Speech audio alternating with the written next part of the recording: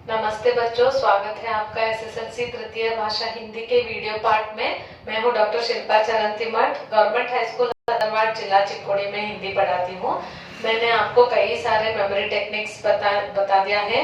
आज मैं आपके लिए तुलसी के दोहे के भावार्थ किस प्रकार लिख सकते हैं उसके बारे में बताने वाली हूँ। एसएसएलसी परीक्षा में भावार्थ 3 अंकों के लिए पूछे जाते हैं। तुलसी के दोहों के भावार्थ तो दो दो पंक्तियों के दोहे होते हैं, उनके भावार्थ अगर आप पाठ्य पुस्तक में देखकर पढ़ना चाहेंगे तो आपको शायद वह विस्तृत लगेंगे, शायद कठिन लगेंगे, शायद याद रखने में आपको दिक्कत भी हो सकती है। किस प्रकार इन्हें दिखने में भी विस्तृत दिखे और पढ़ने के लिए भी आसान हो, ऐसे में कुछ टेक्निक्स और ट्रिक्स बताने चाह रही हूँ आपको। यहाँ पर मैंने एक उदाहरण लिया है, दया धर्म का मूल है इस दोहे के लिए।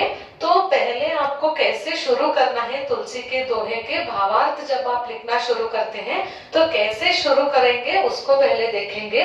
तो जैसे मैंने कहा था कि कविता के कोई भी प्रश्न आते हैं तो कविता का नाम, कवि का नाम लिखकर प्रश्न को लिखकर आप उत्तर लिखेंगे ना, उसी प्रकार दोहे के भावार्थ के लिए भी थोड़ा सा तुलसीदास जी का परिचय एक वाक्य में हम लिख देंगे। हिंदी साहित्य के भक्ति काल की राम भक्ति शाखा के प्रमुख कवि तुलसीदास जी प्रस्तुत दोहे में बताते हैं कि अगर ये वाक्य आप अगर लिख देते हैं तो आपके भाषा का स्तर भी उच्च हो जाएगा प्रश्न आपके उत्तर पत्रिका में। तो जो मूल्यांकन करते हैं उनके लिए भी लगेगा कि आपका भाषा का स्तर कितना अच्छा है, और ये आपके लिए उत्तर भी विस्तृत दिखने के लिए भी सहायता होगी। तो कोई भी भावार्थ पूछने दीजिए, सबसे पहले इस प्रकार आप शुरू कीजिए। उसके बाद देखिए, दया धर्म का मूल है, पाप मूल अभिमान, ऐसे दोहा है ना। तो दया धर्म का मूल है और अभिमान पाप का। जब तक शरीर में प्राण है तब तक दया नहीं छोड़नी चाहिए। कई सारे शब्द हमें दोहे में ही मिलते हैं, उन्हीं को वाक्यों के रूप में लिख दिए तो हो जाता है। उसके बाद इतना ही नहीं छोड़ना है, अंतिम में एक और वाक्य आपको लिखना है कि इस प्रकार प्रस्तुत दोहे के जरिए तुलसीदास जी समाज को एक अच्छा संदेश दे रहे हैं। तो ये वाक्य हर दोहे के लिए सटीक बैठता है, क्योंकि हर कोई दोहा समाज के लिए एक अच्छा संदेश ही होता है। इसमें भी आपके लिए एक अच्छे तरह से आपका उत्तर भी अंत हो जाएगा और आपका उत्तर विस्तृत भी दिखेगा, और आपके लिए 3 अंक पूर्ण यहाँ पर मिलेंगे। इसलिए देखिए बच्चों, मैंने यहाँ पर 2 अलग कलर में लिखा है, बीच में जो है वो भावार्थ है। तो ये दोनों वाक्य लिखने पर आपका भावार्थ विस्तृत हो जाएगा।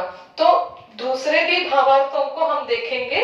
तो पहले मुखिया मुकुसो चाहिए है, उसके लिए भी आप लिखेंगे हिंदी साहित्य के भक्ति काल की राम भक्ति शाखा के प्रमुख कवि तुलसीदास जी प्रस्तुत दोहे में बताते हैं कि।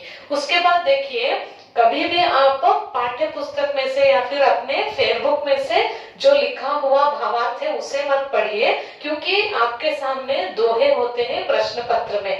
तो दोहे को ही देखते हुए आप वाक्य रचना कीजिए, जैसे कि मुखिया को मुंह के समान होना चाहिए, क्योंकि मुंह अकेला ही खाता पीता है और शरीर के सकल अंगों का पालन पोषण करता है।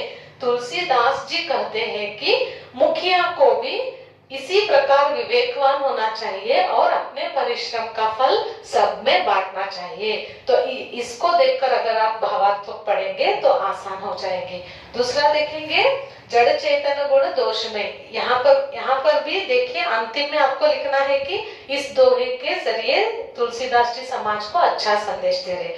फिर यहाँ पर हम लिखेंगे हिंदी साहित्य के भक्ति काल के वो तुलसीदास जी का परिचय। उसके बाद जड़ चेतन गुण दोष में, तो यहाँ पर देखिए, कर्तार ने या फिर सृष्टिकर्ता ने इस विश्व को जड़ चेतन और गुण दोष से मिलाकर बनाया है, और हंस रूपी संत लोग सभी विकारों को छोड़कर सिर्फ अच्छे गुणों को ही लेते हैं। इस प्रकार आसानी से आप इन्हीं शब्दों को लेकर वाक्य रचना कर सकते हैं। और अंतिम में फिर से आपको लिखना है कि इस दोहे के जरिए तुलसीदास जी समाज को एक अच्छा संदेश दे रहे हैं। अगला दोहा देखेंगे, तुलसी साथी विपत्ति के। इसमें भी पहले हम तुलसीदास जी का परिचय लिखेंगे। देखिए, तुलसीदास जी कहते हैं कि विद्या, विनय और विवेक विपत्ति के साथी है, और जो राम पर भरोसा करते हैं उनमें साहस, सुकृति और सुसत्यव्रत जैसे गुण पनपते हैं। और फिर आप आखिर में लिखेंगे कि इसके जरिए तुलसीदास जी समाज को एक अच्छा संदेश दे रहे। फिर हम देखेंगे कि आखिरी एक दोहा है, कुल मिलाकर 5 दोहे हैं, ये आखिरी दोहा है, राम नामो मने दीप धरो। फिर से हमें लिखना है, हिंदी साहित्य के भक्ति काल की राम भक्ति शाखा के प्रमुख कवि तुलसीदास जी प्रस्तुत दोहे में बताते हैं कि, फिर देखिए, देहरी पर दिया रखने से घर के भीतर और बाहर उजियारा होता है, उसी प्रकार राम नाम का जाप करने से हमारे आंतरिक और बाह्य शुद्धि होती है। इस प्रकार तुलसीदास जी इस प्रस्तुत दोहे के जरिए समाज को एक अच्छा संदेश दे रहे हैं। ऐसे आप जब भी भावार्थ को पढ़ेंगे तो दोहों को अपने सामने रखिए, न कि भावार्थ को लेकर आप पढ़िए, क्योंकि आपको प्रश्न पत्रिका में दोहे ही दिखाई देते रहते हैं।